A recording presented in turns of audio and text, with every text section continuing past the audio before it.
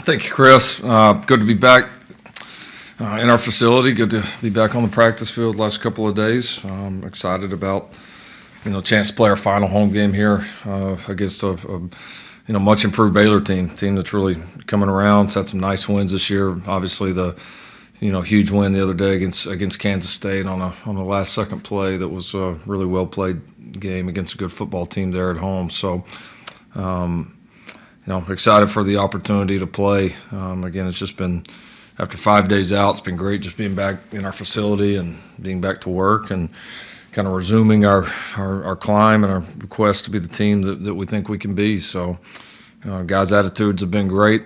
They were, I think, just as excited to get back as we were and get back to work. And hopefully we can put it together, have a great week, and be ready to play Baylor Saturday night. With that, we'll go to questions. Okay, thanks, Coach. Let's start with Ryan Aber from the Oklahoman, and then we'll go to Eric Taylor. Yeah, Lincoln, I was wondering if any assistants have been caught up in either the positive test or contact tracing, and if so, what the planning has been like for that as you get ready to play on Saturday. I would say it's affected all parts of our program. Staff, support staff. We have one branch of our support staff that's been pretty much wiped out. We had to bring in some outside help and players, obviously. So it's hit us all a little bit. So we're, whether it's a equipment manager, whether it's a trainer, whether it's a coach. I mean, you got to have plans. You got to have backup plans in case those things happen. We've had those. The thing for this is it's continually ongoing. Kind of get new information. You're kind of put in a new situation every single day. So I think we've got plans for all those. We've had to put some of them in place this week, and I'm obviously not going to get too much into the details, but I do think we'll be if we can have a good week here as far as the tests, I think we'll be in position to play on Saturday. But we'll see, obviously, how that unfolds. Just a quick follow on that. If you do have assistants that are out on Saturday, are you able to use whether it's GAs or some of those other guys that you've got around to fill in those on-field spots? Yeah, we are. We've got some good opportunities there, some good options. We've got some of our GAs really can already coach, but your quality control coaches who are very limited on what they can do on the field, we've been able to, that's an option that you have, which is great. And then actually we brought Coach Stoops out of retirement today, so he was on the field and coached with us today. So it's great to have him out there. Appreciate it, Lincoln. Mm-hmm. Let's go to Eric Bailey from the world, and then Joe Bettner. Let me follow up on that. Just Coach Stoops, how did that become about, and what was it like seeing him back on the field today? That was great. It's nice. I mean, it's been kind of in our hip pocket this whole time. If we had any staff member that fell off, I mean, we got a Hall of Famer sitting on the bench. So that's a pretty good bench when you can call that guy up, and more than that, just how much he cares about this program, and I don't think there's anything that he wouldn't do. So it was great to have him out there today. It was awesome. Our kids were excited to see him. All of us were excited to see him. So I think he had some fun as well. My original question was kind of piggybacking off what Ryan said. Coaches test positive, including most recently Nick Saban. Do you have any anxiety whenever you take a COVID test? You can be doing all the right things, and one positive result could immediately change the dynamic of your program. Yeah, I do. I do more as of late. I mean, we went, from our staff, we went from, and I'm talking about our whole staff, not just coaching staff, but we went from, I think we had one staff member that was positive in August, and then up until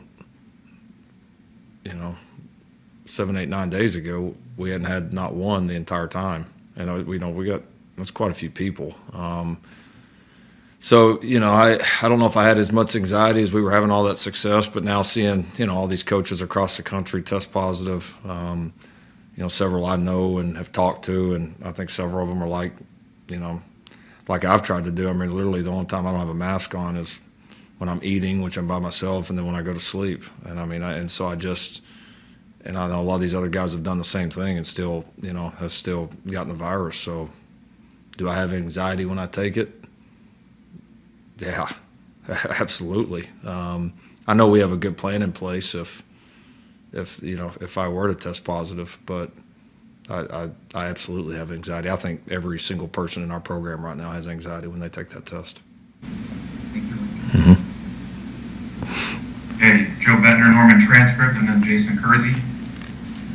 I wanted to ask you about Bob Stoops real quick, just with having him back, out there. But I'm curious. I know it's year 4. This is very much your program. But how much do you still maybe lean on him for advice? How often do you reach out for him when there's maybe a situation that you haven't come across with the head coach? Oh, we still talk often. I mean, that's there's very few weeks when we don't talk. Sometimes it's lighthearted and one of us checking in on each other, and but I always want to lean on him for any observations he has or experience going through different situations.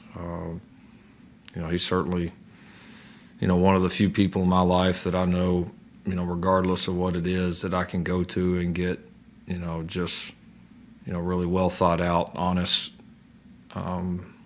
great advice. And so no, we still talk often, and I mean, this program's still obviously very near and dear to him, and he's obviously still a part of it, and he's been great for me,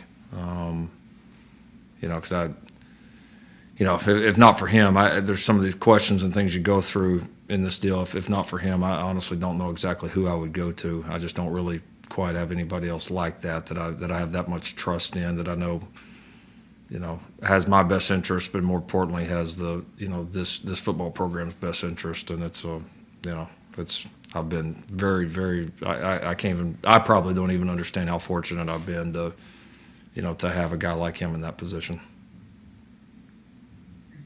Mm-hmm. Jason Kersey, The Athletic, and then Bob Stoops. Yeah, we've heard a lot about minimum number of players at certain positions or whatever that you need to play game. Is there a minimum number of assistant coaches that you have to have, or do you have contingencies for, pardon me, for all of those? And then secondly, just as fun, with Coach Switzer, would you ever get to a point when you might bring Coach Switzer back too? Well, I think they have to be if I'm correct, I think they have to be an institutional staff member, and so that's where we're able to use that with Bob. And then as far as the minimum number of coaches, I mean, we do have a lot of contingencies, but I do think there is a point, where it becomes unreasonable. I do know that there's, been several, we know of several throughout the year, including a couple in this league that's been the case, that there really wasn't staff to do it. So, what's the minimum? Probably depends a little bit on who it is, and just kind of the combination of guys. But I mean, obviously, it's going to be hard to play a football game if you can't have a full functioning staff. With Bob Prisbillo, Senior Scoop, and then John Hoover.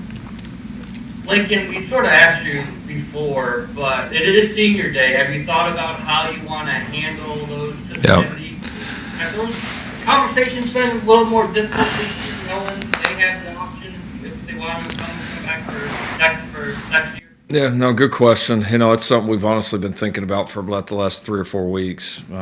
Started thinking about it, maybe more than that, 2 bye weeks ago. We really started to take a dive at that and pull around and just kick around options. But, I've talking to them and talking to some of our kids, families, all that. We've decided we're going to cancel the senior day festivities. I think for a few reasons. I mean, obviously there's a million reasons this year. I mean, not being able to have families on the field, not all families being able to even travel and be there for it.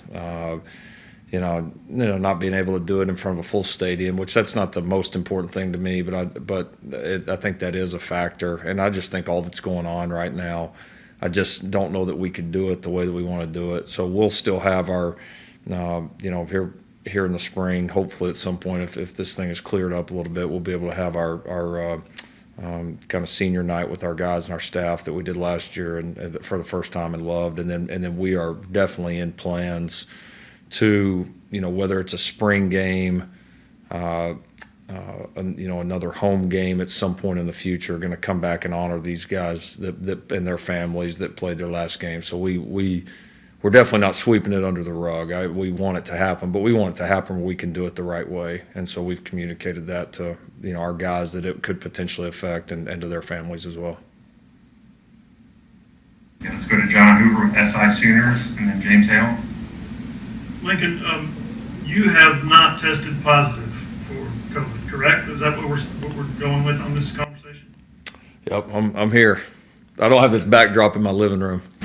Yeah, okay, that's good. I'm glad to hear that. So Yeah. We've talked in the past about your plan of succession on game day, Right. How to proceed without you.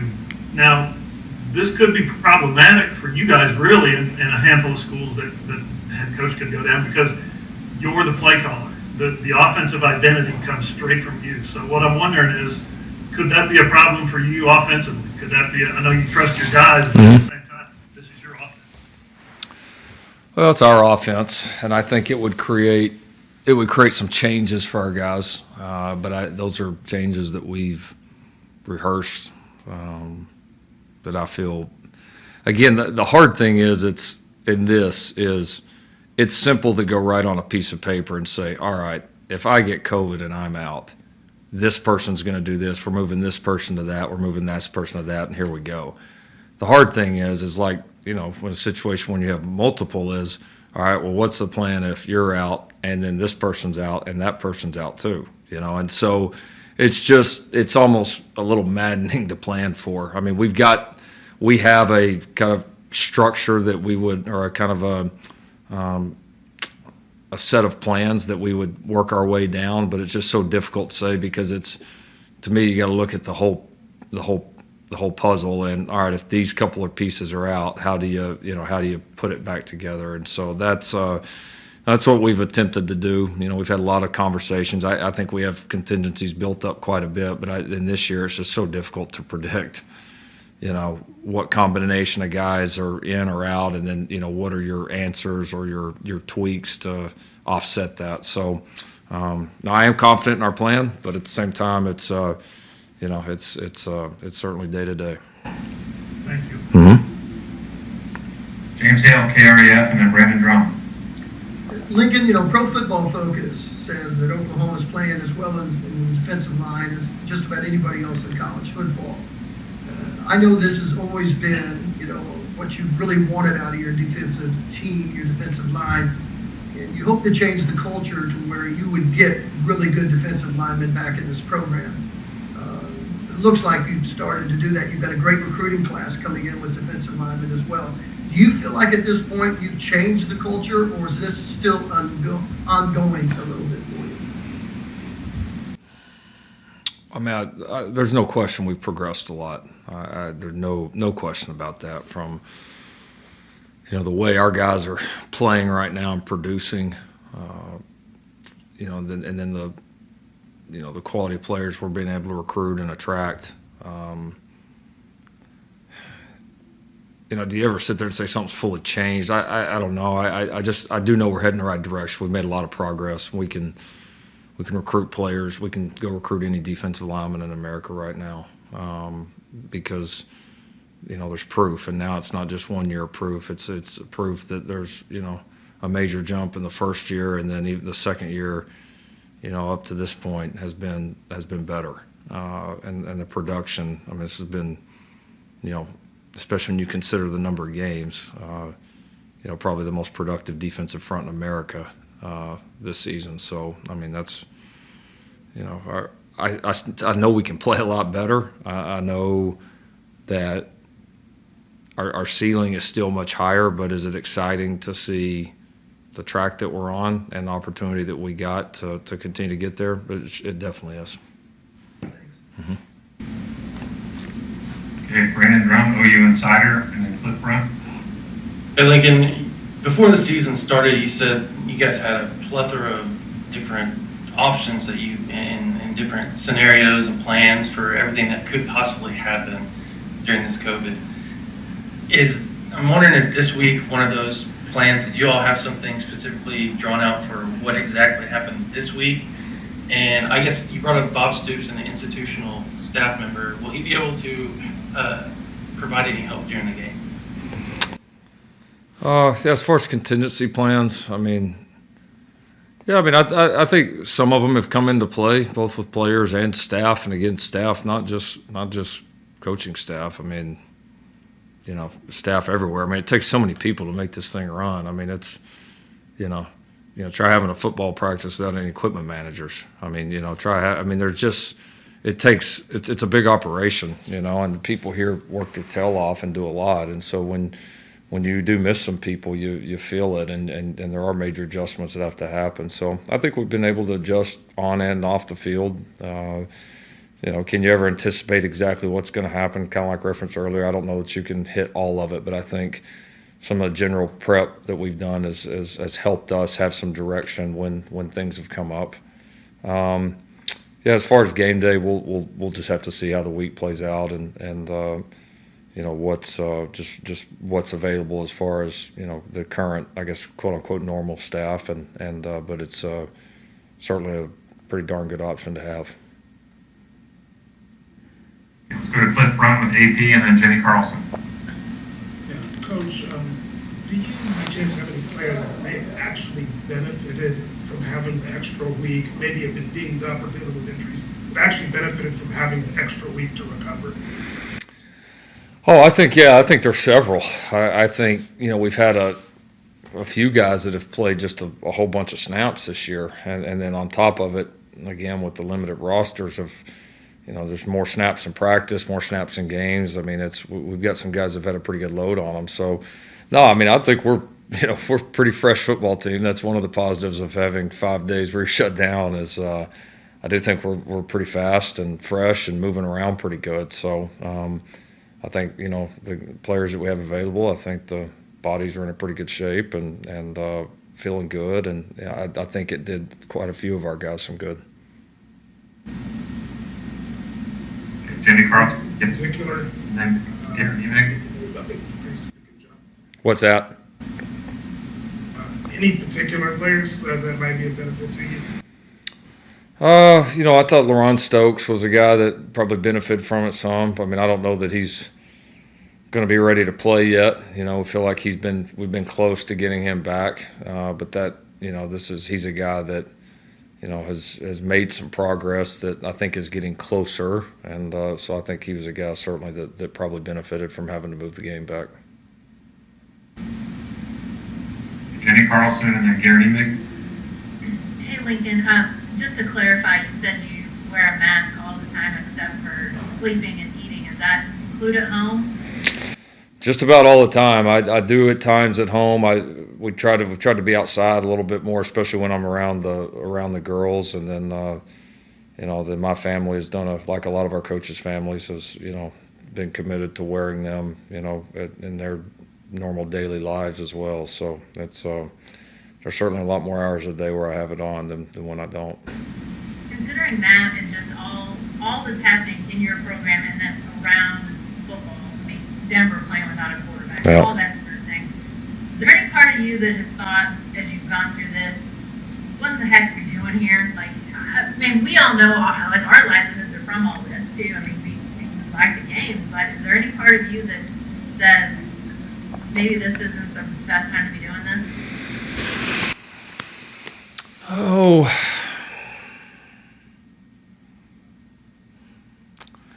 I mean, I think that was more probably a decision for the beginning. I mean, we all decided that we were going to take this on and knew some of the potential challenges that were going to come up with it. I mean, I think it's, we knew this thing could potentially get more difficult as the year went on, and if cases continued to spike like they have been as of late. Yeah, it's a hard question, because I think we all feel it.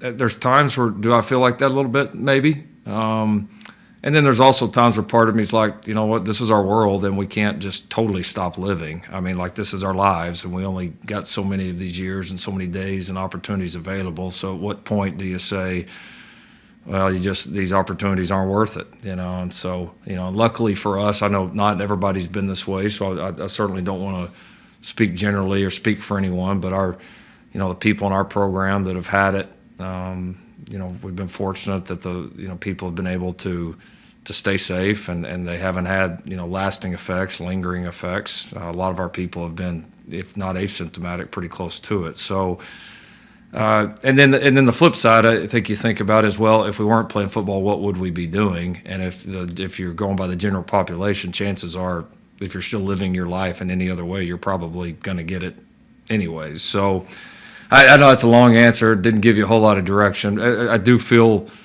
at times you do kind of sit back and say, man, this is a lot. But, we only get one of these lives too. And so at some point you got to live a little bit too. And I don't know where the right answer is. I don't have that for you. I appreciate that. Mm-hmm. Go to Gary Nick, Tulsa World, and then Dean Blevins. Lincoln, I know that you're grateful, have been grateful for the opportunities to play games. And that's been a constant as you've ridden through this. Given what you've gone through as a program the last week, and given that this is getting worse before it gets better for everybody with the chaos that's ensuing in a lot of places, will you be more grateful to step on the field on Saturday and just get a game in at this point as you go through this stuff? That's fair to say. That's fair to say. It's we start talking. We've talked about it all year as a team. We really started talking about it before Kansas, of just as cases were spiking across the country, more games getting canceled, and this is before we had any type of spike or outbreak, whatever you want to call it. We talked a lot about as a team that.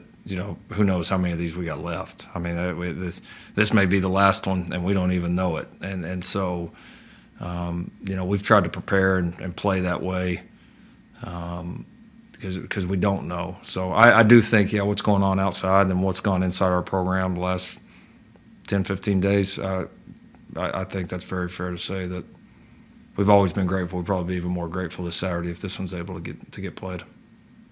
Appreciate it. Mm-hmm. Dean Blevins, KWTV, and then Kerry Murdoch. Yeah, Lincoln, you mentioned we may not be able to play, and all around the country, as more and more games are being missed. Ohio State, will they be able to play in their league championship? What about the playoff?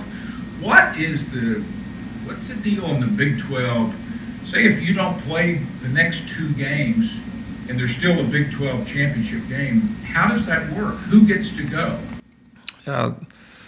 They spelled those tiebreakers out. I mean, they're they kind of are what they are, and I think everybody knows that maybe points where you have to adjust. But I thought the ADs in the league did a good job in the very beginning of defining all that, and it's obviously, it's not going to be the reason we make decisions. Joe and I committed to that long before the season started, that we were going to make the right decisions for the safety and health of the team and the program and think long term, and we weren't going to get caught up in the day-to-day. So we'll make the decisions to play or not totally based on that and that alone. With that being said, from a truly competitive standpoint, I think it's us being able to play at least one of the next 2 weeks and having a chance to win is the key. And if we're not, then it'll be detrimental to Big 12 title chances.